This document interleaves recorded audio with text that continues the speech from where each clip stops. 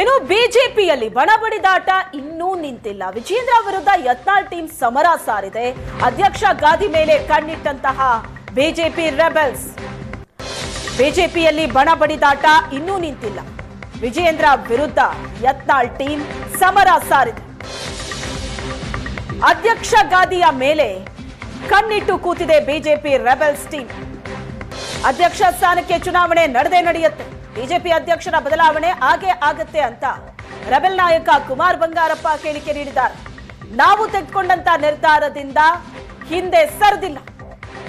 ಕೇಂದ್ರದ ನಾಯಕರಿಗೆ ವರದಿಯನ್ನ ಸಲ್ಲಿಕೆ ಮಾಡಿದ್ದೀವಿ. ನಾಮಪತ್ರ ಸಲ್ಲಿಕೆ ಮಾಡಬೇಕು ಅಂತ ಚರ್ಚೆ ಮಾಡ್ತೀವಿ ಅಂತ ರೆಬೆಲ್ ನಾಯಕ ಕುಮಾರ್ ಬಂಗಾರಪ್ಪ ಹೇಳಿಕೆ ನೀಡಿದ್ದಾರೆ. ಅಲ್ಲಿಗೆ ಬಿಜೆಪಿಯಲ್ಲೂ ಬಣಬಡಿದಾಟ ನಿಂತಿಲ್ಲ. ಇನ್ನು ವಿಜೇಂದ್ರ ವಿರುದ್ಧ ಯತ್ನಾಳ್ ಟೀಮ್ ಸಮರ ಸಾರಿದೆ. ಅಧ್ಯಕ್ಷ ಗಾದಿಯ ಮೇಲೆ ಕಣ್ಣಿಟ್ಟಂತಹ ರೆಬೆಲ್ಸ್ ಟೀಮ್ ಪ್ರಯತ್ನಗಳನ್ನ ಮುಂದುವರೆಸಿದೆ.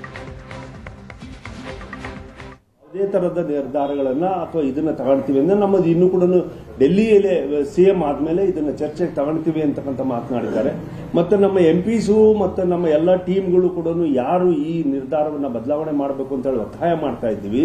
ನಮ್ಮ ಎಂಪಿಎಸ್ ಅವರು ಎಲ್ಲರೂ ಕೂಡ ಚರ್ಚೆ ಮಾಡಿ, ಕೇಂದ್ರದ ವರಿಷ್ಠರ ಜೊತೆ ಚರ್ಚೆ ಮಾಡಿ, ನಮ್ಮ ರಾಜ್ಯದ ಪಕ್ಷದ ನಾಯಕರುಗಳು ಇದನ್ನು ಚರ್ಚೆ ಮಾಡಿ ಸೂಕ್ತವಾಗಿರ್ತಕ್ಕಂಥ ನಿರ್ಧಾರಗಳನ್ನ ತಗೊಳ್ತಾರೆ ಅಂತಕ್ಕಂಥ ವಿಶ್ವಾಸ ನಮಗಿದೆ. ಕರ್ನಾಟಕದಲ್ಲಿ 100ಕ್ಕೆ 100 ಬದಲಾವಣೆ ಆಗುತ್ತೆ.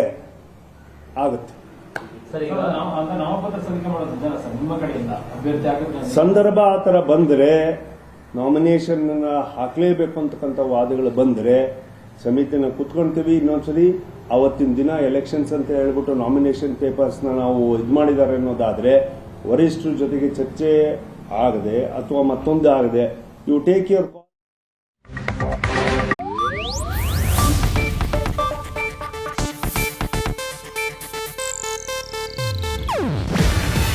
ಇದು ಏಷ್ಯಾನೆಟ್ ನ್ಯೂಸ್ ನೆಟ್ವರ್ಕ್ ಪ್ರಸ್ತುತಿ. ನೀವು ನೋಡ್ತಿದ್ದೀರಾ ಏಷ್ಯಾನೆಟ್ ಸುವರ್ಣ ನ್ಯೂಸ್.